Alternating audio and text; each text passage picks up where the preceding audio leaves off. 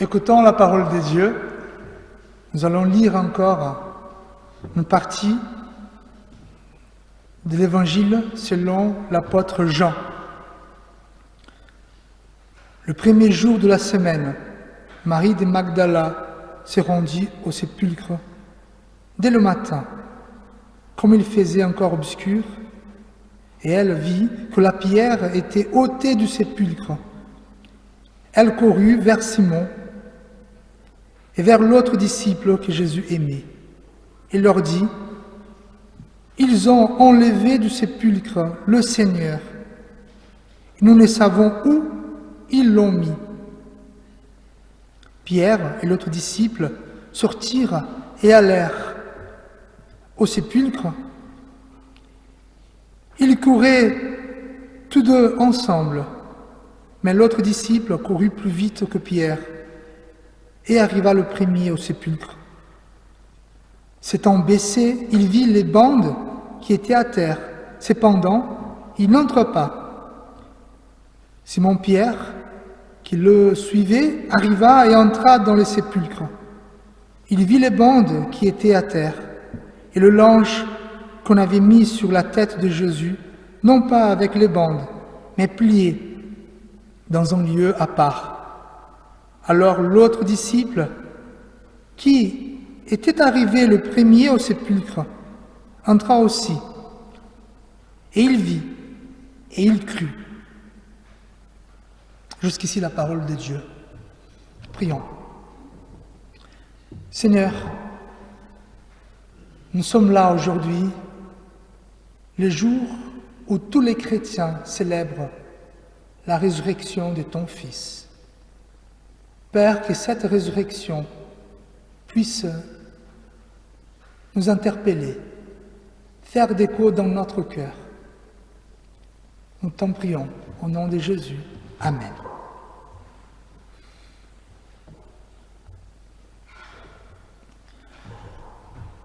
Frères et sœurs, voilà nous, pour le jour des Pâques. Moi, je vous avoue que je voulais bien faire une prédication de 10 minutes, mais en sachant l'importance de cette journée, de ce jour, dans l'histoire de tous les chrétiens, je risque d'être un peu plus long. Mais, en fait, je pense que nous, en tant que chrétiens, c'est mon cas, par exemple, moi, j'ai grandi dans une famille chrétienne, protestante, donc j'ai toujours entendu parler de la résurrection. Malgré les chocolats et tout ce qu'on peut avoir pendant cette journée, moi je savais que la résurrection, c'était le jour où Jésus est ressuscité. Mais il y a quelques questions que je voulais vous poser, les mêmes questions que j'avais posées aux jeunes hier, au groupe des jeunes. Quelle est l'importance de la résurrection de Jésus-Christ pour vous? Oui, c'est un acquis, c'est vrai, mais quelle est l'importance de la résurrection de Jésus pour vous? En quoi la résurrection change votre vie, votre manière de penser et d'agir?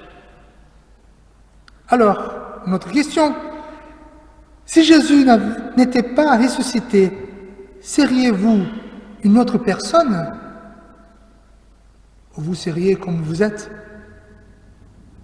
En fait, on va voir la résurrection, c'est réel.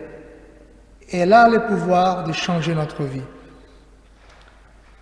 Un jour, je m'en souviens, Clarisse, ma fille aînée, elle pleurait. Elle pleurait, mais elle pleurait, voilà, elle ne s'arrêtait pas. Et je lui dis, pourquoi tu pleures, ma fille? Elle m'a dit, papa, Jésus est mort. Je dis, ouais, ça fait un petit moment. Je lui ai dit, t'inquiète, chérie, mais il est ressuscité. Donc elle était trop contente. Super, papa, il est où? Alors, là, c'est vrai que pour un enfant, Jésus est ressuscité, donc il doit être par là.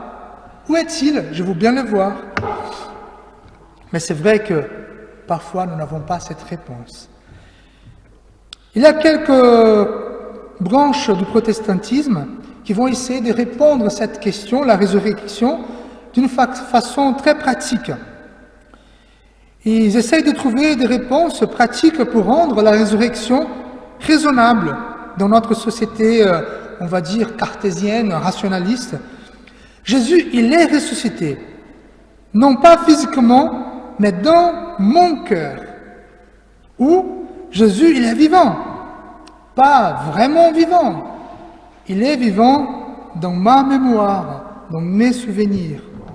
Mais de l'autre côté du pendule, il y a quelques courants aussi protestants et même évangéliques qui vont partir dans une sorte de délire, qui vont dire « Non, mais la résurrection, Jésus, il est là, il m'embrasse, c'est un Jésus qui câline, c'est un Jésus qui peut marcher avec moi, main dans la main. » Je ne dis pas que cela c'est impossible, mais si je vous dis ça ne vous arrive pas, peut-être que c'est un peu frustrant. Je me rappelle un jour que je voulais faire un spectacle dans l'église où j'étais avec des adolescents. J'étais adolescent quand même, hein. Et donc ce que les adolescents voulaient faire, ils voulaient mettre 3 chaises devant le spectacle, en face à ceux qui allaient faire le spectacle. Pourquoi les 3 chaises? Un responsable des jeunes nous a demandé. Ah oui, c'est la chaise pour le Père, le Fils et le Saint-Esprit. C'est joli, c'est mignon, mais quand même, ça part d'une sorte de délire qui est dû à la jeunesse, on est d'accord. Après, moi, je crois que le récit de la résurrection de Christ, l'apparition de Jésus en Jean chapitre 20, nous montre comment la résurrection peut être en même temps miraculeuse et aussi concrète.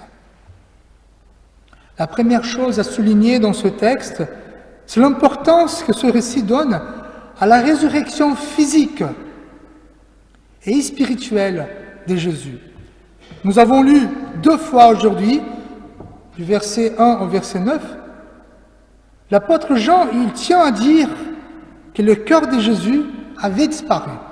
Donc il a eu une femme, ça dépend du récit, il y a 2 femmes qui n'ont pas vu Jésus, qui n'ont pas vu le cœur de Jésus.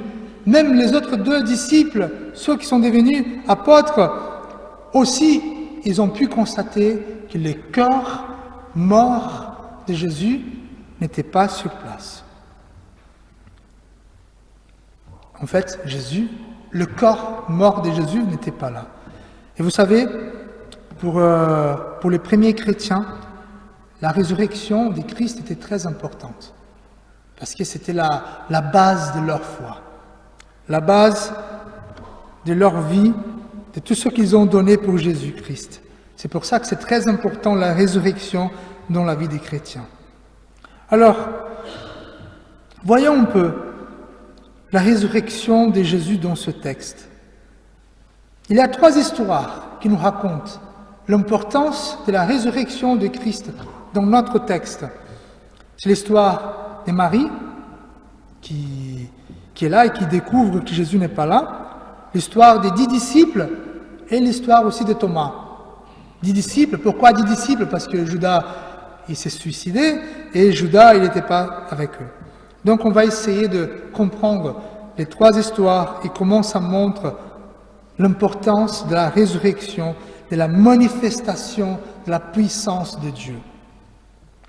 Au verset 12, le texte nous dit « Et elle, Marie, vit 2 anges vêtus de blanc, assis à la place où avait été couché le corps de Jésus, l'un à la tête et l'autre aux pieds. Ils lui dirent « Femme, pourquoi pleures-tu » Un peu plus avant, un peu plus après, le verset 19, Jésus vint et se présenta au milieu d'eux et leur dit « La paix soit avec vous ». Puis, au verset 27, il dit à Thomas « Avance ici ton doigt et regarde mes mains, avance ici ta main et mets-la dans mon côté. Et ne sois pas incrédule, mais crois. » Donc ici, on voit que la résurrection, c'est la manifestation de la puissance de Dieu. Déjà, ce n'est pas une chose anodine c'est pas une chose ordinaire, c'est la manifestation de la puissance de Dieu. Ainsi comme Dieu a manifesté sa puissance en créant le monde merveilleux comme nous venons de lire, la résurrection de Dieu, c'est aussi la manifestation de la puissance de Dieu. Et comment on peut constater cela? D'abord, parce qu'au départ du récit, nous avons deux anges qui sont apparus. Et quand on regarde le récit biblique, dès qu'il y a un ange, ou même plus, ça montre qu'il y a la puissance de Dieu qui va se manifester. Toujours dans les récits bibliques, quand on voit les anges, ça veut dire que quelque chose de surnaturel et puissance et extraordinaire est en train de se passer. En plus, parmi les 10 disciples, Jésus, il va déjà parler que la paix soit avec vous. Il va parler 2 fois en montrant que c'est très important et qu'il lui, il peut donner la paix. En plus, il parle avec une autorité quand il dit « Comme le Père m'a envoyé, moi aussi je vous envoie ». Voilà l'autorité qu'il vient. Et en plus, il va dire, après ces paroles, le texte dit « Il souffla sur eux et leur dit « Recevez le Saint-Esprit ». Voilà l'action de Dieu. En plus, dans le 3e récit, il y a Jésus qui va dire à Thomas, avance ici ton doigt. Vous savez, un peu plus avant, Thomas, quand il entend les disciples témoigner de la présence de Jésus, Thomas, il dit, moi je ne crois pas. Vous parlez là de Jésus? S'il n'est pas là, si je ne touche pas ses blessures, je ne vais pas croire à ce que vous m'avez dit. Et donc, quand Jésus voit Thomas, qu'est-ce qu'il dit? Si Thomas, viens. Ça montre quand même que Jésus, il était présent lors du moment où Thomas, il a parlé de toutes ces choses-là. Donc, ça montre l'omniprésence, l'omniscience de Dieu. Donc, je répète, la résurrection, c'est la manifestation de la puissance de Dieu et non pas simplement en action quelque chose d'ordinaire. Jésus-Christ, il n'est plus Jésus de Nazareth. Maintenant, il est Jésus le Christ, le Dieu incarné. Alors Jean aussi, il va mettre en exergue un autre élément très important pour l'histoire de la résurrection. D'abord, la résurrection, c'est la manifestation de la puissance de Dieu, mais aussi, pour avoir une résurrection, il faut avoir un corps. Pour Jean, c'est très important. Donc, au verset 14, en disant cela, elle se retourna, Marie, et elle vit Jésus debout. Mais elle ne savait pas que c'était Jésus. Jésus lui dit, ne me touche pas, car je ne suis pas encore monté vers le ciel. Parmi les disciples, au verset 19, Jésus vint alors se présenter au milieu d'eux et leur dit, la paix soit avec vous. Puis, à Thomas, avance ici ton doigt et regarde mes mains, avance aussi ta main et mets-la dans mon côté.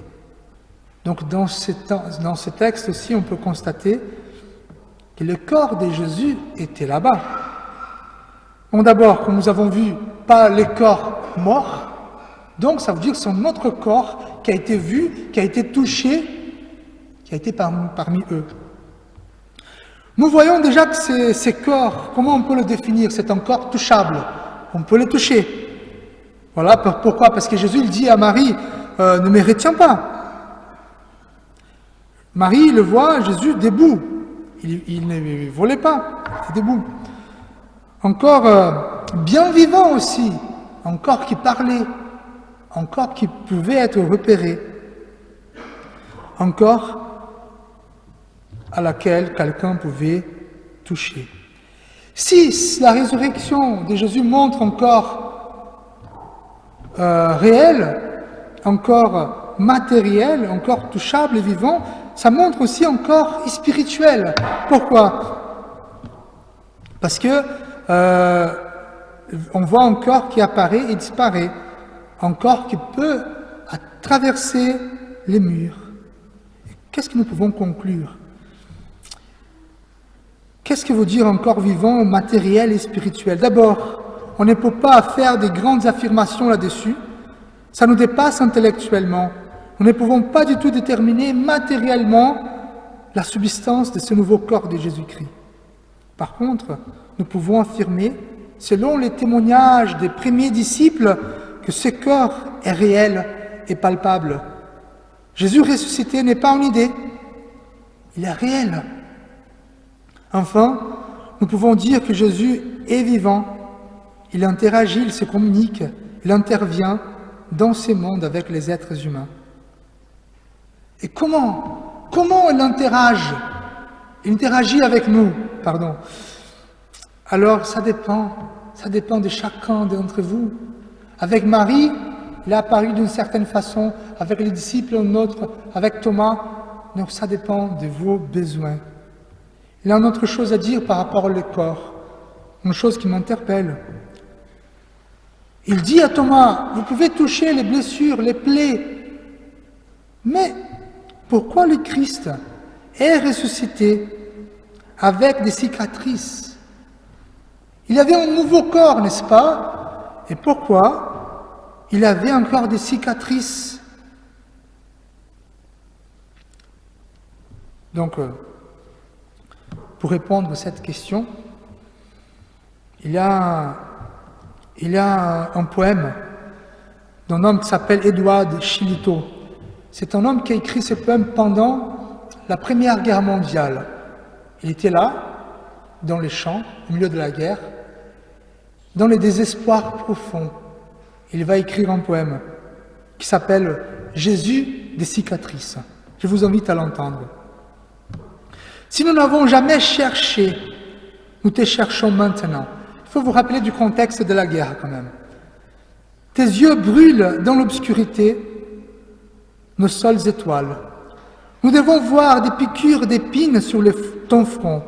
Nous devons t'avoir, ô Jésus des cicatrices. Les cieux nous font peur, ils sont trop calmes. Dans tout l'univers, nous n'avons pas de place. Nos blessures nous blessent. Où est le baume? Seigneur Jésus, par tes cicatrices, nous réclamons ta grâce.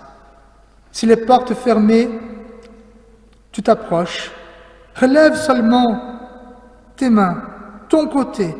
Nous savons aujourd'hui ce que sont les blessures. N'aie pas peur. Montre-nous tes cicatrices. Nous connaissons les cicatrices. Les autres dieux étaient forts, mais tu étais faible. Ils chevauchaient, mais tu as trébuché sur un trône. Mais à nos blessures seules, les blessures de Dieu peuvent parler. Et aucun autre Dieu n'a des blessures, mais toi seul, tu en as. Frères et sœurs, Jésus a décidé de ressusciter avec des cicatrices pour montrer combien il est proche de nous dans notre souffrance. Pour montrer que notre Dieu, c'est un Dieu qui a souffert. Dans le sens de la souffrance, il n'est pas au-dessus de nous, mais avec nous. Jésus, dans la souffrance, est notre compagnon, compagnon des routes et compagnon des combats. Frères et sœurs, pourquoi la résurrection a besoin d'un corps? Le cœur est l'espérance pour nous. La mort n'est pas la fin de la vie. Le cœur est l'espérance et le réconfort pour ceux que nous avons perdus. Vous savez, ceux de notre famille, quand on voit le corps de Jésus ressuscité, ça nous donne l'espérance, parce qu'un jour nous allons revoir ceux que nous aimons et qui sont partis. Le cœur marque la continuité de notre vie après la mort. Le cœur et les cicatrices montrent que Jésus comprend la vie des souffrances de tous les êtres humains. Nous ne pouvons pas comprendre la souffrance dans le monde, mais Jésus a décidé de souffrir avec nous. Je continue, comme je vous ai dit, ça risque d'être long. On prend Hélène pour continuer. Hélène pour continuer. La résurrection a besoin de la transformation personnelle. Si nous avons vu que la résurrection, c'est la manifestation de la puissance de Dieu, si la résurrection a besoin d'un corps pour nous donner l'espérance. La résurrection a besoin aussi de changer et de transformer notre vie. Et c'est ça qui se passe dans les 3 histoires. D'abord celle de Marie. Ils lui dirent, « Femme, pourquoi pleures-tu » Elle a répondu, « Parce qu'ils ont enlevé mon Seigneur. Je ne sais où ils l'ont mis. » Jésus lui dit, « Marie. » Elle se retourna et lui dit en hébreu, « Rabboni », c'est-à-dire maître. Jésus lui dit, « Ne me touche pas, car je ne suis pas encore monté vers mon Père. » C'était avec les disciples. Il va dire, « La paix soit avec vous. » Et avec Thomas, après qu'il se révèle Thomas, il va dire, « La paix soit avec vous. » Et quand il a eu dit cela, il leur montra ses mains et son côté. Les disciples furent dans la joie. Et Thomas a répondu, « Mon Seigneur et mon Dieu. » D'abord, la résurrection nous invite à une transformation de l'état d'esprit. Marie, elle était là, elle pleurait. Elle a cherché un corps mort. Elle a cherché le corps de son ami qui était mort. Mais elle a trouvé le corps de Jésus ressuscité. Et elle a été réconfortée. Donc la résurrection de Christ doit nous réconforter. Mais aussi, elle doit nous encourager. C'est ça que se passe. Les disciples, ils avaient peur. Pourquoi ils avaient peur? Parce que l'Empire romain a pris Jésus. Ils ont fait ce qu'ils ont fait. Et les disciples, qui étaient disciples de Jésus, ils avaient peur d'arriver à eux, ceux qui s'est arrivé avec Jésus. Mais Jésus, il vient, il les encourage, il même les envoie.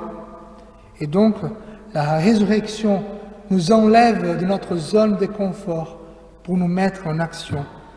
Et par rapport à l'histoire de Thomas, la résurrection va changer l'incrédulité par la foi. Thomas, qui avant ne croyait pas, maintenant, il croit. Et là, oui, je vais conclure.